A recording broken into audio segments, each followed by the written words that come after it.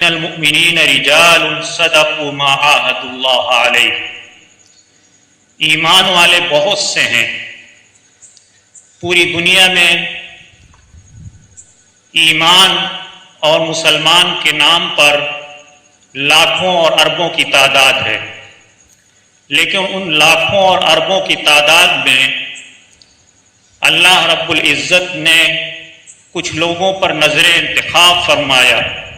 ان کو پسند فرمایا اور ان کی تعریف فرمائی،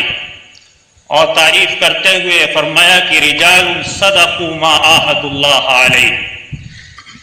وہ جو اللہ کی نظر میں ایمان والوں کے مقابلے میں اہل ایمان جو بڑی تعداد میں ہیں، لاکھوں اور اربوں کی تعداد میں ہیں، یورپ میں ہیں، ایشیا میں ہیں، افریقہ میں ہیں، پوری دنیا میں پھیلے ہوئے ہیں، ان اہل ایمان میں کچھ جوان مرد ایسے ہیں جن کے اندر مردانگی ہے۔ ایک تو مرد ہوتا ہے عورتوں کے مقابلے میں کہ عورت ہے، عورت کے مقابلے میں مرد، لیکن یہاں اللہ رب العزت نے ارشاد فرمایا کہ نہیں، ایمان والوں میں کچھ ایسے جوان مرد ہیں جن کے اندر مردانگی ہوتی ہے، جن کے اندر طاقت و قوت ہوتی ہے، جن کے اندر حوصلہ ہوتا ہے، جن کے اندر ایمان ہوتا ہے، جن کے اندر امانت داری ہوتی ہے، جن کے اندر صدق اور سچائی ہوتی ہے، جو وفادار ہوتے ہیں، جو اللہ سے انہوں نے معاہدہ کیا ہے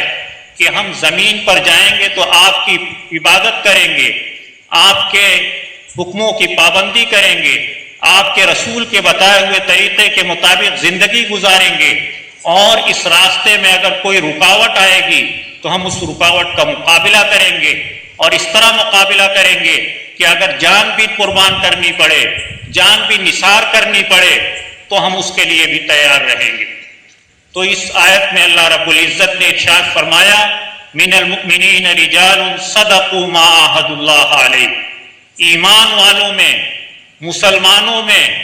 جو ایمان والے اور مسلمان کہے جاتے ہیں، بہت سے ایسے جوان مرد ہیں، ایسے بہادر ہیں جو اللہ سے انہوں نے وعدہ کر رکھا ہے، اس وعدے کو وہ سچا کر نبھاتے ہیں، اس وعدے پر کھرے اترتے ہیں، پوری زندگی اس طرح گزار کر جاتے ہیں کہ اللہ کی نافرمانی نہیں کرتے ہیں، اور کبھی کسی موڑ پر اگر یہ سابقہ آ جائے کہ اللہ کے راستے میں جان قربان کرنی پڑے اور جان نثار کرنی پڑے اور انہیں شہادت